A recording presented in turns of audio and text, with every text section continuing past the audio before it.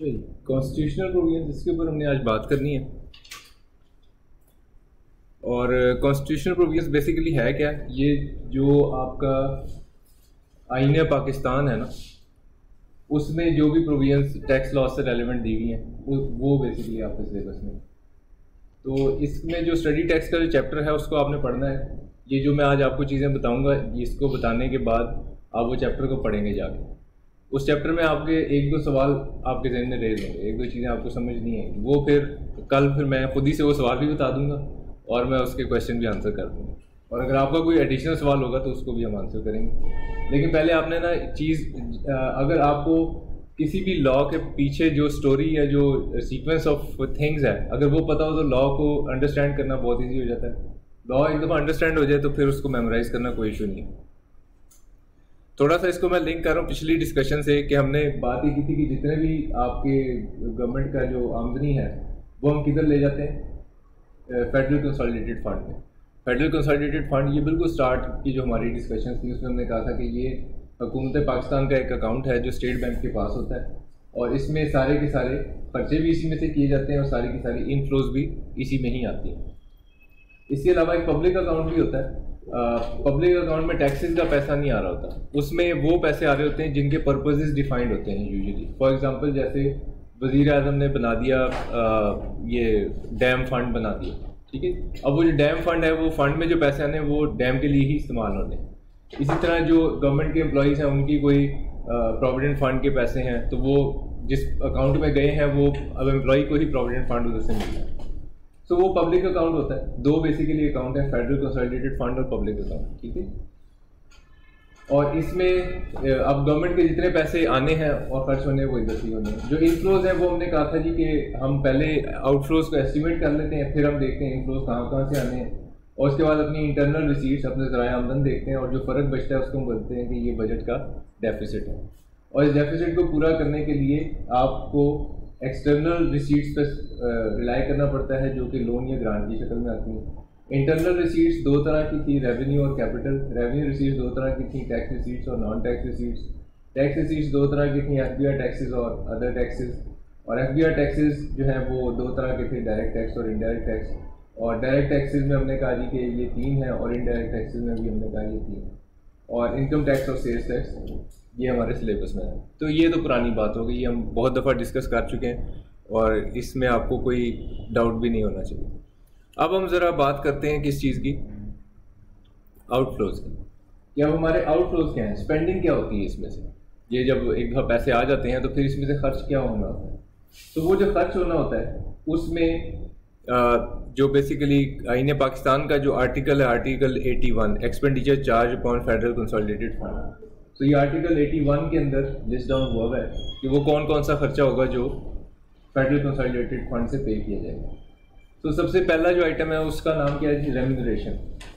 यानी कुछ लोग ऐसे हैं पाकिस्तान में जिनका मुआवजा फेडरल कंसोलिडेटेड फंड से अदा किया जाता है और साथ में इन्हीं के दफ्तरों के खर्चे और एडमिन एक्सपेंसेस भी इनके ऑफिस के वो भी कहाँ से अदा किए जाते हैं, फेडरल कंसोलिडेटेड फंड से अदा किए जाते हैं। वो भी हम देख लेते हैं कौन लोग हैं कि जिनके ये मुआवजे भी पे किए जाते हैं और यानी तनख्वाह भी अदा की जाती है और उनकी जो ऑफिस के खर्चे हैं वो भी दिए जाते हैं। इसके अलावा फेडरल कंसोलिडेटेड फंड से 3 चीज़ें और पे की जाती हैं। Number 1 is debts payable by federal government. हुकूमत पाकिस्तान ने अगर कोई कर्जा लिया हुआ है तो वो कर्जा भी अब किधर से अदा किया जाएगा, वो फेडरल कंसोलिडेटेड फंड से अदा किया जाएगा। Second is sums required to satisfy any judgment against Pakistan by any court or tribunal. अगर हुकूमत पाकिस्तान के खिलाफ किसी भी अदालत ने कोई फैसला दे दिया तो उस फैसले के नतीजे में कोई जुर्माना हो गया या कुछ कोई भी आपने सेटलमेंट में सम पे करना है तो वो भी फेडरल कंसोलिडेटेड फंड से अदा किया जाएगा। And third one is any other sum declared by the constitution or Majlis शूरा या फिर मजलिस शूरा इसके अलावा कोई खर्चा अप्रूव कर दे। अब वो जो इसके अलावा मजलिस शूरा ने अप्रूव करना होता है वो फिर एक बजट स्टेटमेंट जो हम बनाते हैं कि अच्छा जी हम पुल बनाएंगे या सड़क बनाएंगे या हम जहाज़ बनाएंगे या हम मिसाइल बनाएंगे, जो भी करेंगे उससे, तो वो फिर एक बजट स्टेटमेंट की फॉर्म में होता है। ये जो 5 खर्चे हैं, ये जो 3 जो है, ये जैसे कि ये वाला खर्चा, ये वाला खर्चा, ये वाला खर्चा, ये 3 खर्चे और कुछ लोगों के मुआवजे, ये कहाँ पे लिखे हुए हैं? ये कॉन्स्टिट्यूशन में लिखे हैं। इसको अब पार्लियामेंट या मजलिस शूरा भी जो है वो इन खर्चों को ख़त्म नहीं कर सकती, ये आपने देने ही देने। तो वो कौन कौन से खर्चे हैं? वो ये लोग हैं जिनके खर्चे आपने देने ही देने हैं, ये आईने पाकिस्तान में लिखा है। सो प्रेसिडेंट की तनख्वाह देनी है आपको, उसके बाद जजेज of Supreme Court and Islamabad High Court इनकी तनख्वाह देनी, speaker deputy speaker of National Assembly, chief election commissioner, chairman deputy chairman of Senate और ऑडिटर जनरल ऑफ पाकिस्तान। इन लोगों की तनख्वाह आईने पाकिस्तान में लिखी हुई है, पार्लियामेंट भी चाहे तो इनको नहीं छेड़ सकती। वो फिर आइन की तरमीम करनी पड़ेगी जिसके लिए फिर 2/3 मेजॉरिटी चाहिए। और किन किन के ऑफिस एक्सपेंसेस? प्रेसिडेंट के ऑफिस के एक्सपेंसेस और इन सब के एडमिनिस्ट्रेटिव, ये ओ और ए मैंने एब्रीवेट किया हुआ है। आप अगर ऊपर हेडिंग में देखेंगे ओ से क्या मुराद है ऑफिस एक्सपेंसेस और ए से मुराद admin expenses, remuneration of officers and servants. ठीक है, तो ये जो नीचे वाले 5 लोग हैं, 1 2 3 4 5, नीचे वाले 5 लोग हैं, इनके एडमिनिस्ट्रेटिव एक्सपेंसेस, उनके दफ्तर के लोगों की भी तनख्वाह और प्रेसिडेंट के ऑफिस के एक्सपेंसेस और प्रेसिडेंट की तनख्वाह, ये कॉन्स्टिट्यूशन में लिखा हुआ है। सो अगर हम थोड़ा सा ब्रॉडली इसको मेमोराइज कर लें जल्दी से, कि एक तो रेम्युनरेशन हो गया, ऑफिस के एक्सपेंसेस हो गए, हुकूमत पाकिस्तान के कोई कर्जे हो गए, कोई भी अदालत का फैसला हुकूमत पाकिस्तान के खिलाफ हो गया, तो ये 4 खर्चे तो क्लियरली हैं, बाय नेम मेंशन है। 5वां जो है वो any other sum approved by Majlis शूरा।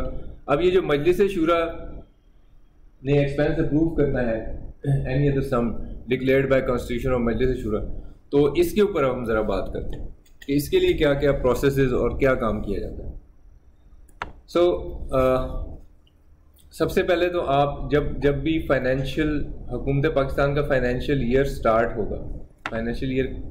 होगा, तो जो आपका फाइनेंस मिनिस्टर है, फाइनेंस मिनिस्टर, उसने एक डॉक्यूमेंट प्रिपेयर करना है। ये हम बहुत दफ़ा डिस्कस कर चुके हैं। इस डॉक्यूमेंट का नाम क्या होता है? इसका नाम होता है एनुअल बजट स्टेटमेंट। ठीक है, ये फाइनेंस मिनिस्टर साहब बनाएंगे अपनी मिनिस्ट्री के ताउन से। सारा जो भी नीचे ब्यूरोक्रेटिक सेटअप है, ब्यूरोक्रेसी इनको हेल्प करेगी इस काम में। जो विजन और होगी वो पॉलिटिकल गवर्नमेंट की होगी। सो फाइनेंशियल ईयर के स्टार्ट होने से पहले आप ये एनुअल बजट स्टेटमेंट बना लोगे। ठीक है, ये जो आपने एनुअल बजट स्टेटमेंट बनाई, ये लेकर आप किधर पहुंच जाएंगे? ये आप पहुंच जाएंगे लेकर नेशनल असेंबली में। ठीक हो गया?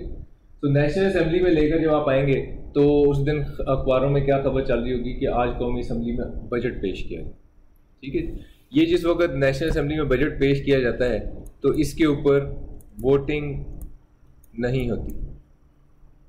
ठीक है जी, इस पे सिर्फ और सिर्फ क्या होता है? डिस्कशन। तो वो एनुअल बजट स्टेटमेंट काफ़ी एक मोटा सा डॉक्यूमेंट होता है जिसको प्रिंट किया हुआ होता है आपने, और वो जिस वक्त आप लोगों में तकसीम करते हैं तो उसको पढ़ने की बजाय एक दूसरे की तरफ ऐसे फेंका जाता है कि ये जो है आवाम के लिए तबाही हो गई, और वज़ीर ख़जाना कह रहे होते हैं तारीखी बजट है, इतना रिलीफ कभी हमने नहीं दिया। तो ये इस तरह की ये डिस्कशन यहाँ पे तमाशा चल रहा होता है ना। जिस वक्त ये सेशन ख़त्म हो जाता है नेशनल असेंबली का, तो फिर उसके बाद जाहिर सी बात है नेशनल असेंबली इसमें किसी भी ग्रांट को, ये जो एनुअल बजट स्टेटमेंट है ना, इसके अंदर जो भी खर्चा लिखा होगा, वो जैसे आपने अकाउंटिंग के अंदर एक्सपेंस करना है तो किसी हेड ऑफ अकाउंट में लिखते हैं, इसी तरह जो एनुअल बजट स्टेटमेंट का हेड ऑफ अकाउंट होता है उसको बोलते हैं ग्रांट। तो नेशनल असेंबली किसी भी ग्रांट को बढ़ा भी सकती है, घटा भी सकती है, ख़त्म भी कर सकती है। जो ऑलरेडी एग्जिस्ट ना करती है उसको कह सकती है कि जी इसको शामिल करें आप, ये फ़लाँ खर्चा तो इसमें होना चाहिए, एजुकेशन में खर्चा बढ़ाएं, मेडिकल सर्विसेज में खर्चा बढ़ाएं, ठीक है जी, वज़ीरों की तनख्वाहों में खर्चा कम करें। तो ये अब सारी ये ग्रांट्स के ऊपर यहाँ पे बहस चलती रहेगी। किसी भी ग्रांट को नेशनल असेंबली तक पहुँचने के लिए ज़रूरी है कि इसको फेडरल गवर्नमेंट ने रिकमेंड ज़रूर किया हो। क्या ज़रूरी है? इसके लिए एक प्री रिक्विजिट है, इसको फेडरल गवर्नमेंट ने रिकमेंड किया हो। फेडरल गवर्नमेंट कौन होती है? फेडरल गवर्नमेंट कहते हैं जी कैबिनेट को। अब कैबिनेट कौन होती है? कैबिनेट होती है वज़ीर आज़म, प्राइम मिनिस्टर, प्लस उसके जितने भी मिनिस्टर हैं जिनको उसने कोई मिनिस्ट्री दे रखी है। ठीक है, तो ये वफाकी काबीना का इजलास हुआ जो आप सुनते हैं। So cabinet is basically federal government और इसके अंदर ऑपोजिशन नहीं होती। ये जो कैबिनेट है इसके अंदर ऑपोजिशन का कोई रुकन नहीं होगा, सिर्फ हुकूमती अरकान होंगे, मिनिस्टर्स होंगे। और ये फेडरल गवर्नमेंट जो है इसकी रिकमेंडेशन होनी ज़रूरी है, फिर वो एनुअल बजट स्टेटमेंट में वो ग्रांट आ जाती है और फिर वो वज़ीर ख़जाना लेकर नेशनल असम्बली में आ जाता है। नेशनल असम्बली में अपोजिशन मौजूद है, ठीक है। सो वो इसके ऊपर डिस्कशन करते हैं, बहस मुबाहिसा करते हैं। ना इसके बाद जब नेशनल असम्बली में इसके ऊपर तू तकार हो जाती है तो फिर उसके बाद क्या होता है, उसके बाद होता ये है कि अब ये एनुअल बजट स्टेटमेंट कुछ थोड़ी सी फाइनलाइज हो जाती है। सो ये जो फाइनलाइज्ड एनुअल बजट स्टेटमेंट है ये अब किसकी खिदमत में पेश कर दी जाती है, प्राइम मिनिस्टर की। जनाब ये वफाकी वो कौमी असम्बली में ये सारी बहस मुबाहिसा हो गया, तो अब हमने ये जो एनुअल बजट स्टेटमेंट है ये फाइनलाइज कर लिया। ये जो फाइनलाइज एनुअल बजट स्टेटमेंट होती है इसका एक नाम है, इसको बोलते हैं schedule of expenditure. Schedule of expenditure के लिए ज़रूरी है कि ये किसी भी ग्रांट जिसमें वही ग्रांट्स हैं ना जो नेशनल असम्बली में डिस्कस हुई या फिर वही ग्रांट्स प्राइम मिनिस्टर के पास आ गई, इसमें कोई भी ग्रांट ऐसी नहीं हो सकती जिसमें अमाउंट उस वैल्यू से ज़्यादा हो जो नेशनल असम्बली ने कहा था, जो नेशनल असम्बली ने फाइनलाइज की है। शेड्यूल ऑफ एक्सपेंडिचर में प्राइम मिनिस्टर उससे किसी भी अमाउंट को बढ़ा नहीं सकता, ठीक है, ये इसको अलाउड नहीं। सो शेड्यूल ऑफ एक्सपेंडिचर जब प्राइम मिनिस्टर के पास आएगा वो उसको देख लेगा और उसके बाद वो उसको क्या कर देगा, साइन कर देगा, ठीक है। जब ये साइन हो जाता है डॉक्यूमेंट, फिर इसका एक और इसका नाम हो जाता है शेड्यूल ऑफ ऑथोराइज्ड एक्सपेंडिचर, ठीक हो गया। So schedule of authorised expenditure अब आप लेकर कहाँ चले जाते हैं, दोबारा से चले जाते हैं किसके पास, नेशनल असम्बली के पास। और नेशनल असम्बली को कहते हैं कि जो आपसे बहस मुबाहिसा हुआ था उसके बाद अब आप इसको देख लें कि हमने जो प्राइम मिनिस्टर ने शेड्यूल ऑफ एक्सपेंडिचर जो है वो ऑथराइज कर दिया है। अब आप ये देख लें हमने एनुअल बजट स्टेटमेंट अब फाइनल करनी थी वो हो चुकी है। ये जब नेशनल असम्बली में जाएगा तो अगेन इसके ऊपर वोटिंग नहीं होगी और इस बारी इसके ऊपर डिस्कशन भी नहीं होगी, वो जो होनी थी वो हो गई कल, ठीक है। सो अपोजिशन का व्यू पॉइंट आ गया, हुकूमत ने उसको फाइनलाइज कर लिया, प्राइम मिनिस्टर ने उसको साइन कर दिया, शेड्यूल ऑफ एक्सपेंडिचर ऑथराइज हो गया और नेशनल असम्बली ने के पास उसको पेश कर दिया जाएगा और फिर इसके बाद ये एनुअल बजट स्टेटमेंट जो है ये फाइनल हो जाएगी। अब ये जो एनुअल बजट स्टेटमेंट है, now this is the budget, इसको आप कहते हैं अप्रूव्ड बजट। अब यही अप्रूव्ड बजट जो है वो जो आपका अकाउंटेंट जनरल ऑफ पाकिस्तान है, AGP account general of Pakistan, उसके पास चला जाएगा, मैं मुतलका दफ्तरों के पास चला जाएगा और उसके बाद वो हुकूमत से पैसे लेकर उस बजट के मुताबिक खर्चा शुरू कर, ठीक है। ये तो हो गया साल के शुरू की दास्तान, फाइनेंशियल ईयर के स्टार्ट में, नंबर 1। लेकिन ऐसा हो सकता है कि ड्यूरिंग फाइनेंशियल ईयर एक काम हो सकता है कि आपने एनुअल बजट स्टेटमेंट में जो भी ग्रांट्स लिखी थी, ये एस्टीमेट्स थे ना, एस्टीमेट्स थे क्योंकि अगले साल आपने कहा हो सकता है इतना खर्चा हो।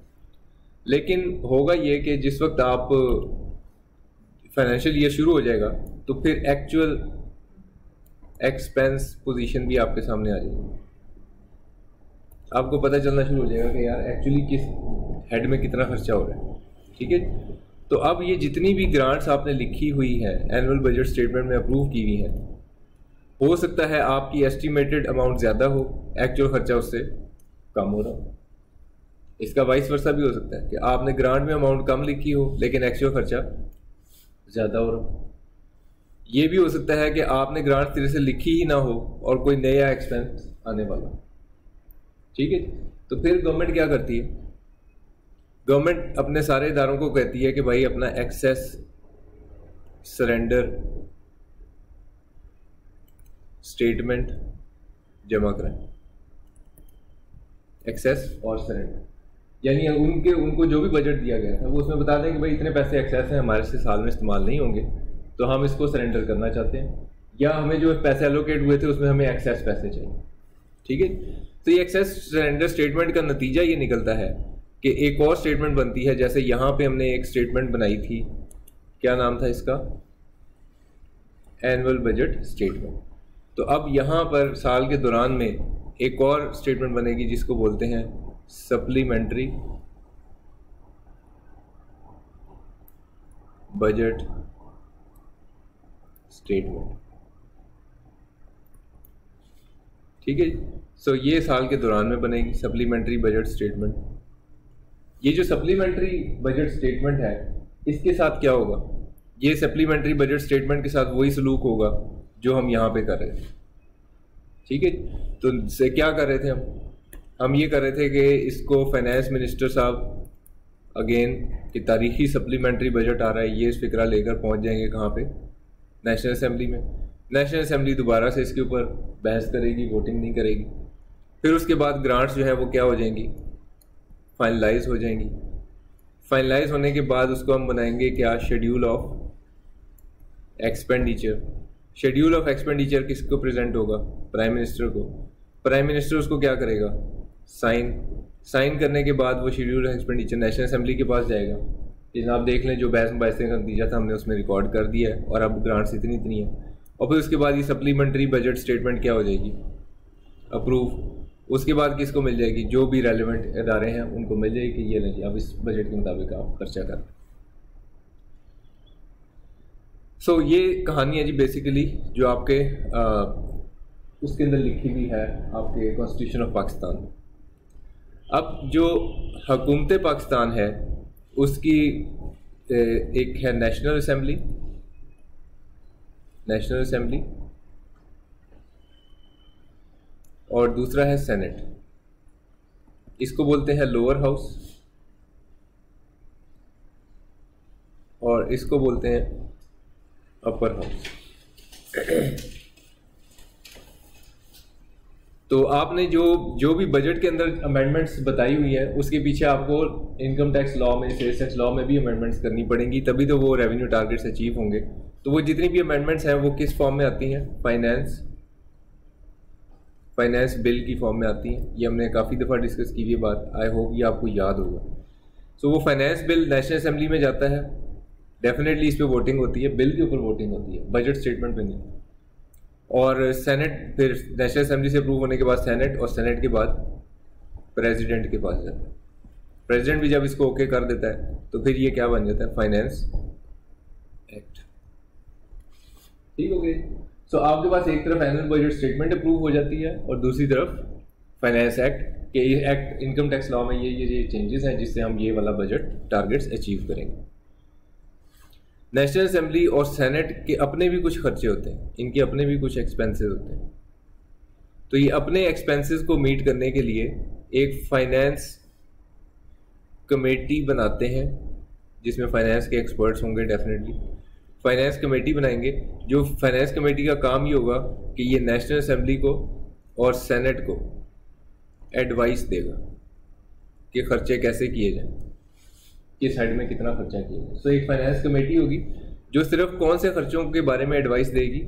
फाइनेंस कमेटी सिर्फ ये मुल्क के खर्चों की बात नहीं हो रही, असेंबली को चलाने के भी तो कुछ खर्चे हैं, इजलास का खर्चा है, लोगों की तनख्वाहें हैं, पेट्रोल के खर्चे हैं, ये वो बिजली गैस के बिल हैं पार्लियामेंट के। सो ये जितने भी फाइनेंस कमेटी अपनी एडवाइस देगी नेशनल असेंबली और सेनेट को कि जनाब आप इन खर्चों को किस तरह से मैनेज करें। अच्छा जी, अब अगली चीज़ जो आपको मालूम होना चाहिए वो ये कि हुकूमतें दो तरह की हैं। एक है कौन सी गवर्नमेंट, फेडरल गवर्नमेंट, पता है सबको, वफाकी हुकूमत। और दूसरी कौन सी है, प्रोविंशियल गवर्नमेंट। ये कौन कौन सा टैक्स लगा सकते हैं और ये कौन कौन सा टैक्स लगा सकते हैं, इसके लिए आपका जो कॉन्स्टिट्यूशन ऑफ पाकिस्तान है उसमें दी हुई है लेजिस्लेटिव लिस्ट, आपके सिलेबस में है। इस चैप्टर में बहुत ही इंपॉर्टेंट आइटम है, हेडिंग लेजिस्लेटिव लिस्ट। कौन से टैक्सेस हैं जो प्रोविंशियल गवर्नमेंट लगा सकती है और कौन से टैक्सेस हैं जो फेडरल गवर्नमेंट लगा सकती है। तो लेजिस्लेटिव लिस्ट जो है ये आपने याद करनी है। आप आज जाके देखें, मैं स्टडी टैक्स अभी नहीं खोल रहा आपके सामने, ये असाइनमेंट है आपकी। आपने जाके ज़रा इस चैप्टर को पढ़ना है, इसमें लेजिस्लेटिव लिस्ट तलाश करें कहाँ पे लिखी, ठीक है। सो वो लेजिस्लेटिव लिस्ट में लिखा है कि प्रोविंस कौन से टैक्सेस लगाएगा और वफाक कौन से टैक्सेस लगाएगी, ठीक है। अच्छा, ये जो पीछे मैंने डिस्कशन की थी सारी, इसमें एक स्टॉप गैप अरेंजमेंट भी होता है। स्टॉप गैप अरेंजमेंट से मुराद ये कि अगर नेशनल असेंबली डिज़ोल्व हो चुकी है, अगर नेशनल असेंबली डिज़ोल्व हो चुकी है तो फिर खर्चे कैसे अप्रूव होंगे। नेशनल असेंबली डिज़ोल्व हुई भी है तो यहाँ पे 4 महीने तक के लिए, 4 महीने के लिए फेडरल गवर्नमेंट के पास ये पावर है कि वो खर्चा अप्रूव कर सकती है, ठीक है। अगर नेशनल असेंबली क्या हुई भी हो, डिज़ोल्व हुई भी, तो फिर 4 महीने के लिए पावर है फेडरल गवर्नमेंट के पास कि वो खर्चा अप्रूव कर ले। इतनी देर में कोई ना कोई बंदोबस्त हो जाएगा। और अगर प्राइम मिनिस्टर अवेलेबल नहीं है और शेड्यूल ऑफ एक्सपेंडिचर अप्रूव नहीं हो पा रहा, तो फिर ऐसी सूरत में नेशनल असेंबली के पास पावर है कि वो 4 मंथ्स का खर्चा अप्रूव कर ले, 4 मंथ्स अप्रूवल। सो ये उन सूरत हाल के लिए है कि अगर फ़र्ज़ करें कि ये बंदा अवेलेबल नहीं, और ये उस सूरत हाल में है कि जिस वक्त असेंबली डिज़ोल्व हुई भी है, तो फेडरल गवर्नमेंट के पास पावर है कि वो 4 महीने के लिए खर्चे अप्रूव कर सकते हैं। अच्छा जी, सो आपने अब ये जो कॉन्स्टिट्यूशन ऑफ पाकिस्तान में लेजिस्लेटिव लिस्ट है, ये इसके साथ मैं इंपॉर्टेंट लिख रहा हूँ। This is an important list, examiner काफ़ी दफ़ा पूछ चुका है आपने, और आसान है, कोई मसला नहीं, ठीक है। ये आपने ज़रूर अच्छे तरीके से तैयार करनी। अच्छा, जो फेडरल गवर्नमेंट है इसके पास कोई भी कानून पास करने के लिए तरीका क्या था। सबसे पहले किसके पास जा रहे थे हम, नेशनल असेंबली के पास। फिर कहाँ जा रहे थे, सेनेट के पास। फिर कहाँ जा रहे थे, प्रेसिडेंट के पास। और फिर वो बिल जो है एक्ट बन रहा था, ठीक है। प्रोविंशियल गवर्नमेंट के पास क्या है, प्रोविंशियल गवर्नमेंट के पास है प्रोविंशियल असेंबली। प्रोविंशियल गवर्नमेंट के पास सेनेट नहीं होता, इसके पास क्या होता है, प्रेसिडेंट की जगह कौन होता है, इसके पास होता है गवर्नर। इसके पास कौन होता है, गवर्नर। जैसे फेडरल गवर्नमेंट के पास होता है प्राइम मिनिस्टर, वजीर आजम, इसी तरह प्रोविंशियल गवर्नमेंट के पास कौन होता है, चीफ मिनिस्टर, ठीक है। मुराद अली शाह साहब, उस्मान बज़दार साहब, ठीक है। सो ये मतलब जहाँ पे भी अब जो फेडरल प्रोसीजर अगर आपको एक दफ़ा समझ आ गए ना, तो प्रोविंशियल सेम उसी तरह है, सिर्फ नाम बदल जाएंगे। यानी अगर प्रोविंशियल असेंबली ने कोई एक्ट पास करना है तो प्रोविंशियल असेंबली में बिल कहाँ सबसे पहले पेश होगा, प्रोविंशियल असेंबली में। फिर ये किसके पास जाएगा, गवर्नर के पास, ठीक है। बीच में सेनेट नहीं आता। सेनेट बेसिकली एक होती, ये सिलेबस की बात नहीं, वैसे आपके जनरल नॉलेज के लिए बता रहा कि जहाँ पे पॉपुलेशन डिसप्रोपोर्शनेट हो ना जिस मुल्क के अंदर, यानी जैसे अब पाकिस्तान में अगर 4 सूबे हैं, पंजाब, सिंध, बलूचिस्तान और जेपी के, तो अब ज़्यादा पॉपुलेशन कहाँ पे है, पंजाब में। पंजाब आबादी के लिहाज से सबसे बड़ा सूबा है। तो अब नेशनल असेंबली में सबसे ज़्यादा रिप्रेजेंटेशन किसकी होगी, सीटें किसकी होंगी, पंजाब की होंगी। तो अब अगर नेशनल असेंबली में सबसे ज़्यादा सीटें पंजाब की हैं, तो कोई भी कानून जो पास हो रहा होगा वो किसके फेवर में जा रहा होगा, पंजाब के फेवर में। तो इस चीज़ को बैलेंस करने के लिए एक और बॉडी बनाई जाती है जहाँ पे पॉपुलेशन डिसप्रोपोर्शनेट हो, जोग्राफिकली इक्वली स्प्रेडेड आउट ना हो। तो एक और बॉडी बनाई जाती है जिसको सेनेट बोलते हैं। सेनेट के अंदर आबादी के लिहाज से पोस्टें नहीं होती, वो इस हिसाब से होती हैं जैसे 4 सूबे हैं तो चारों सूबों की बराबर बराबर पोस्टें होंगी किसमें, सेनेट में, ठीक है। और सेनेट के अंदर बेसिकली अपॉइंट कौन करते हैं, लोग जो कि नेशनल असेंबली के जो लोग होते हैं वो अपॉइंट करते हैं कि जनाब ये प्रोविंशियल असेंबली के, प्रोविंशियल असेंबली के लोग किसको अपॉइंट करते हैं, सेनेटर्स को अपॉइंट करते हैं। तो इस तरह से ये बैलेंस हो जाता है। जब भी कोई बिल पेश होता है नेशनल असेंबली में ज़्यादा पंजाब के लोग बैठे हैं, वो एक चीज़ को फेवर कर देते हैं, लेकिन जब वो सेनेट में जाएगा तो सेनेट में इक्वल लोग बैठे होंगे, तो वहाँ पे ये चीज़ बैलेंस आउट हो जाएगी। ठीक है, सो ये this is just for your general knowledge. तो इस चीज़ की हमें प्रोविंस में ज़रूरत नहीं है। तो प्रोविंस में सेनेट नहीं है, वहाँ पे गवर्नर है, वहाँ पे चीफ मिनिस्टर है। बिल्कुल वैसे ही जैसे फेडरेशन के पास था फेडरल कंसोलिडेटेड फंड, इसके पास क्या होगा, प्रोविंशियल कंसोलिडेटेड फंड। ठीक है, सो अगर आपको फेडरल के सारे प्रोसीजर समझ आ गए तो आपको ऑटोमेटिकली किसके समझ आ जाएंगे, प्रोविंस के भी समझ आ जाएंगे, कोई डिफिकल्टी नहीं होगी। इसके लिए मैं आपके साथ शेयर करूंगा, चूंकि आप लोग ये राइस की बुक फॉलो करें, मैं आपसे एक डॉक्यूमेंट शेयर कर दूंगा जिसमें मैंने इसको कंपैरिजन में लिख दिया हुआ है। तो आप के साथ व्हाट्सएप में शेयर हो जाएगा, उसको देख लीजिएगा। मैं यहाँ पे डिस्प्ले भी कर देता हूँ एक दफ़ा।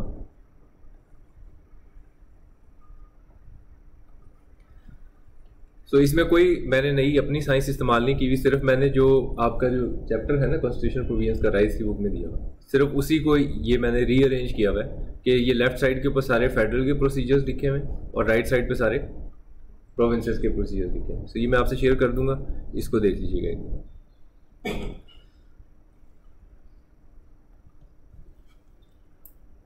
ओके, अगली बात जो आपको पता होना चाहिए इस चैप्टर को पढ़ते वक्त वो क्या है, वो ये है कि पाकिस्तान में जो 4 सूबे हैं, पंजाब, सिंध, बलूचिस्तान, KPK और एक इस्लामाबाद कैपिटल टेरिटरी भी है बीच में। तो फेडरल गवर्नमेंट के पास इनमें से कौन सा इलाका है, सिर्फ ये। प्रोविंशियल गवर्नमेंट के पास अपने अपने सूबे हैं। तो जब सारे सूबों से ये जितना भी इनकम टैक्स है, चूंकि हमारा तो यही इनकम टैक्स और सेल्स टैक्स है, ये कहाँ से इकट्ठा हो रहा है, इनकम टैक्स पंजाब से भी, इनकम टैक्स और से ये सारे के सारे टैक्सेस जा किसकी जेब में रहे हैं, फेडरल गवर्नमेंट के, लेकिन इकट्ठे कहाँ से हो रहे हैं, सूबों से। ठीक है, अब मसला ये है कि वफाक के पास तो सिर्फ ये है इतनी सी जगह, तो सारे पैसे यहाँ लगा देगी, नहीं ऐसा नहीं होगा। ये जो फेडरल गवर्नमेंट के पास जब वो सारे सूबों से पैसा इकट्ठा कर लेगी तो फिर इसने क्या करना है, खर्चा भी किसके ऊपर करना है, एक्सपेंस भी फिर किसके ऊपर करना है, सूबों के ऊपर करना है। ठीक है, नाउ किस सूबे पे कितना खर्चा करना है इसका फैसला कैसे होगा, इसका फैसला ऐसे होता है कि प्रेसिडेंट ऑफ पाकिस्तान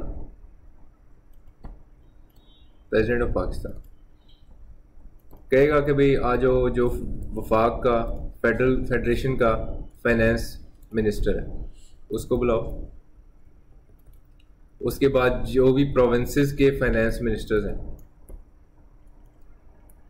उसको बुलाओ, ये सारे लोग इकट्ठे बैठ जाओ और बैठ के ये डिसाइड करो कि किसके पास कितने पैसे जाने चाहिए।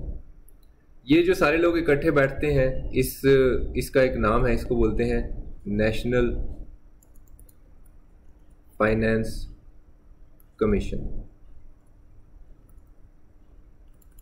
और जिस वक्त ये अपने इसका कॉन्स्टिट्यूशन ऑफ पाकिस्तान में लिखा है कि ये ज़रूरी है कि 5 years at least once in 5 years, 5 साल में कम से कम एक मरतबा नेशनल फाइनेंस कमीशन का इजलास ज़रूर होगा और वो ये देखेंगे कि किस सूबे को वफाक कितना पैसा देगा और जो फैसला करेंगे, जो उनका डिसीजन होगा, डिसीजन कह लें या रिकमेंडेशन कहना चाहिए इसको, जो उनकी रिकमेंडेशन होगी उसको बोलते हैं NFC अवार्ड। क्या बोलते हैं, NFC अवार्ड। NFC बेसिकली इसका एब्रीविएशन है नेशनल फाइनेंस कमीशन का। सो जो जो नेशनल फाइनेंस कमीशन है वो ये फैसला करते हैं कि किस सूबे को ये जो सारे पैसे इकट्ठे हो गए वफाक के पास, इसमें से कितने पैसे दिए जाएंगे। तो उनकी जो रिकमेंडेशन है that is called NFC award. NFC award का एक फीचर ये है, इंपॉर्टेंट फीचर ये है कि NFC award can not be less than previous award of any province. तो ये कॉन्स्टिट्यूशन ऑफ पाकिस्तान ने ये कहा है कि नेशनल फाइनेंस कमीशन जब भी बैठेगा तो वो सूबे को जो और पिछले नेशनल फाइनेंस कमीशन ने रिकमेंड किया था इतने पैसे दिए जाएंगे और वो एनएफसी अवार्ड में आ गए, तो अब अगला एनएफसी जो है नेशनल फाइनेंस कमीशन वो उस अवार्ड में कमी नहीं कर सकता। हाँ, ये बता सकता है कि इतने पैसे इसको और दे दिए जाए। ठीक है, सो ये एक इम्पॉर्टेंट फीचर है इस नेशनल फाइनेंस कमीशन की जो मीटिंग होगी इसका। ओके, सो ये अब आपने इन चीज़ों को ज़रा रखना है जहन में और उस चैप्टर को पढ़ लेना है जिस भी बुक से आप कंफर्टेबल। सब जगह एक जैसे ही है क्योंकि कॉन्स्टिट्यूशन की ही प्रोविजंस लिखी हुई है, किसी ने इन चैप्टर्स के अंदर ये जरूरत नहीं की कि अपना कोई अंडरस्टैंडिंग या क्यों है ही नहीं, ऐसे मामला ही नहीं है, सीधी सीधी बात है। अगर आपको ये जो मैंने स्टोरी सारी एक्सप्लेन की है ये आपके जहन में क्लियर होगी तो आपको वो जो जब आप पढ़ेंगे उसको तो आपको समझ आनी शुरू हो जाएंगी बातें कि अच्छा ये क्या बात हो रही है। इन एपिसोड्स को जहन में रखें जो मैंने यहाँ पे एक्सप्लेन किए हैं, तो इट विल बी फाइन। अब कल हम करेंगे ये कि इस चैप्टर को आपने आज पढ़ना है, ज़्यादा लंबा चैप्टर नहीं है, तो कितने 5, 6, 7 पेजेस होंगे मैक्सिमम, तो इसको पढ़ें। इसके ऊपर जहाँ पे अब आपको अंडरस्टैंडिंग नहीं है क्लियर, इसमें से सवाल, इस चैप्टर में सवाल ज़रूर आता है। ठीक है, अब इनकम टैक्स कितने सारे चैप्टर्स हैं, उसमें हो सकता है वो डिडक्टिबल अलाउंस ना पूछे, हो सकता है टैक्स रेट ना पूछे, लेकिन 2 चैप्टर एथिक्स और कॉन्स्टिट्यूशनल प्रोविजन, ये चैप्टर ऐसे इसमें से सवाल जरूर पूछता है। तो ये एक सैप्टर है, इसको इग्नोर नहीं करना है। ठीक है, इसको आपने अच्छी तरह आज पढ़ना है, जाके जो चीज़ समझना है, जो वर्ड समझना है, लेट्स से आपको कॉन्फर्ड अपॉन का मतलब समझ नहीं आया, ठीक है, तो आप वो कल मेरे से पूछें। ठीक है, और 1-2 चीज़ें हैं जो मैंने अभी जान के छोड़ दी हैं, वो मैं चाहता हूँ एक दफ़ा आप चैप्टर पढ़ें, आप खुद जब फंसे होंगे एक जगह पे तो फिर मैं आपको बताऊंगा कि यहाँ पे ये करना है। ठीक है जी, okay, this is it for today. अब इसको रिकॉर्डिंग को मैं बंद करता हूँ।